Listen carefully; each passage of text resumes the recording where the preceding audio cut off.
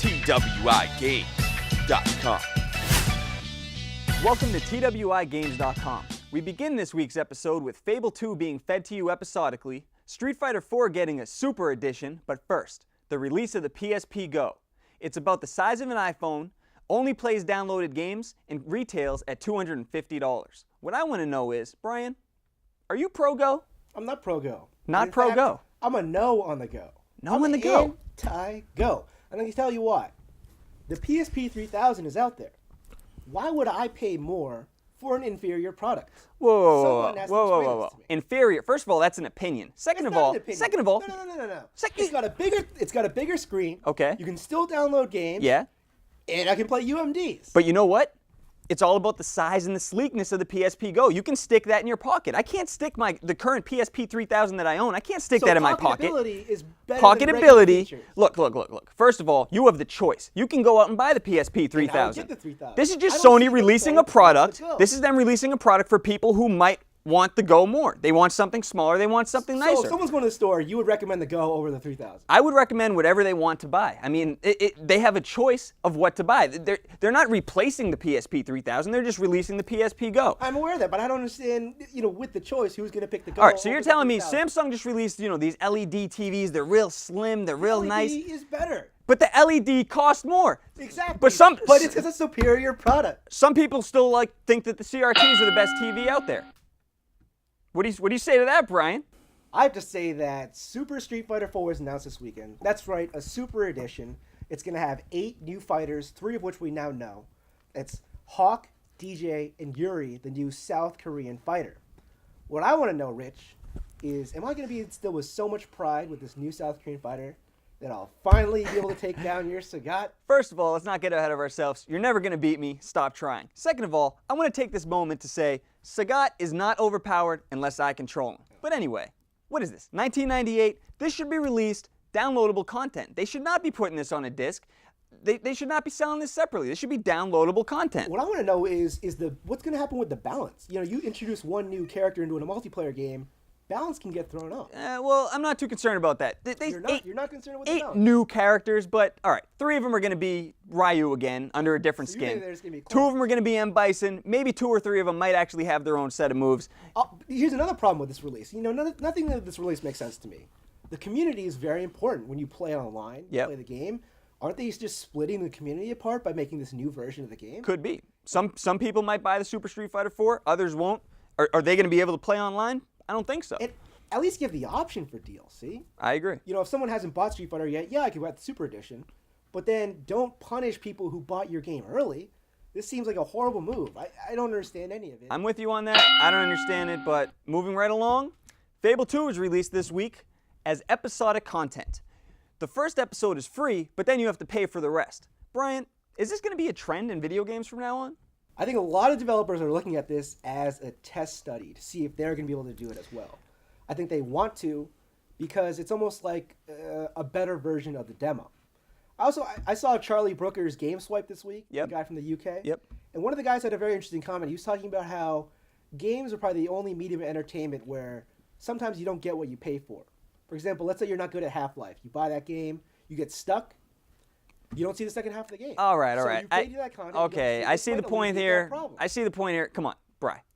Anybody who's not good enough at Half-Life, okay, first of all, isn't going to buy the game. Second of all, they have an option to put it on easy. Third of all, they have game facts. I mean, there's multiple ways to get past a point in a game. Like, I can't imagine that somebody actually gets stuck in a game nowadays. I mean, it's just a ridiculous thought. Also, I don't see how this is going to be good for anybody. How do you not see this? Gamers or developers. Think about this real quick. So you play the first hour for free, okay? And then you have a choice to buy the game. I'm a developer. I'm going to make the first hour of this game unbelievable. Okay. Put all my budget, all my time, all my effort into the rest of front it of this stinks? game, and then the rest of it's just going to be blah because you already made the I'm sale. going to say 2 things to that, though. One, obviously, you're right.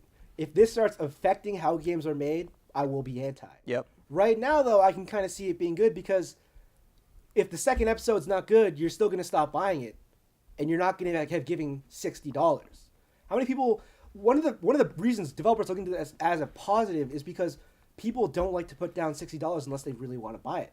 Now you can put down 10, 15. Yeah, that's great, but from the developer's point of investment. view, though, I mean, that's really risky. I mean, and also you're effectively killing hype, okay? Because look, the next big Halo comes out, the next big game comes out, okay? Everybody's all hyped up. Day it comes out, people just go to the store blindly and buy it. Now, no one's going to go to the store and buy it. I think that's good, though. I think hype is bad for our industry. I'm so sick of this hype. No, but I'm saying from the developer's point of so view, you think they it's need bad for hype them. because You think people they need the hype just to go sell. out and buy the game because there's so much hype. But what I'm saying now is people are just going to play the first hour and then decide. So that kills the hype because you actually get to play it. You see how it's good for us as gamers because it puts the onus In on that them to case, make a good game. unless the developers change the way they make games and make them front heavy. That's the point that I was trying to make. We now know how the PS3 Slim has sold in Japan in its first month. Famitsu reported some results. It sold 310,000 units in that first month, outselling the Nintendo DS, which sold 297,000. Rich, what I want to know is, was this a spike in sales, or is this something that's going to continue? Well, I mean, clearly it was a spike in sales due to the price drop and the release of the Slim. However, I think it's going to continue. In fact, I think it's even going to go up. November, December, sales are going to surpass 310,000 in Japan. I mean, clearly you got Final Fantasy 13 coming out. Yeah. You got a bundle with the PS3 Slim for Final Fantasy 13. The white bundle? The white bundle. Very nice bundle. I mean, that's going to be a What ridiculous about October, seller. though? You don't see a dip in October? I see a slight dip in October. I don't know. I mean, it's either going to maintain or slightly dip, but then I think it's not going to be a big enough dip to say, oh man, that was clearly just 1 month spikes because. I was very happy to see this. Yep. I feel like Sony is back after being down for a little bit for the past couple years. Yeah, okay. Okay, the system is $299. Yep.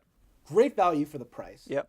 They finally have marketing that isn't weird, like a baby with things spiraling out of its head. Yep. And Funny ads. they have great games coming up. That's the big thing is games. You look at Final Fantasy 13 over there.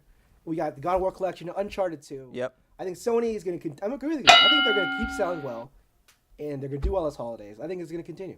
Epic Games president Michael Capps said, and I quote, "If there were a next Gears of War, that will be for the next console generation, whenever that is." Brian, as a Gears of War fan, are you willing to wait till the next generation for a bigger, better, more badass Gears of War 3?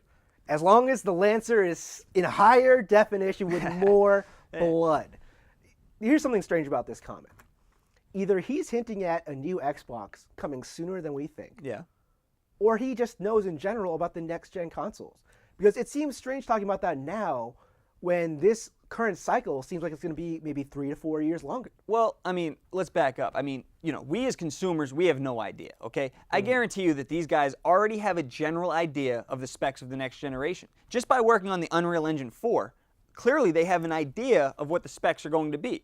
And I also think that, of course, they want us to think that the next generation is going to be long, but you never know. There could be new systems in 2 or 3 years. You never know. However, what I want to say is I'm proud of Epic Games. You're proud of them. I'm proud of them because they could simply release this game, Gears of War 3, same engine, same game, and know that it's going to sell another 5 or 6 million. But they decided to wait. They feel like they've done all they can do with the Unreal Engine 3. And I think that they want to wait till the Unreal Engine 4 to really make the Gears of War 3 as best as they possibly can. That's a good point. We're going to take a quick break. When we come back, we have Uncharted reviews, our impressions on the Brutal Legend and Forza demo, and we play the percentages. Stick around, be right back. Be sure to subscribe to TWiGames.com via RSS, iTunes, YouTube, and Twitter. That's TWiGames.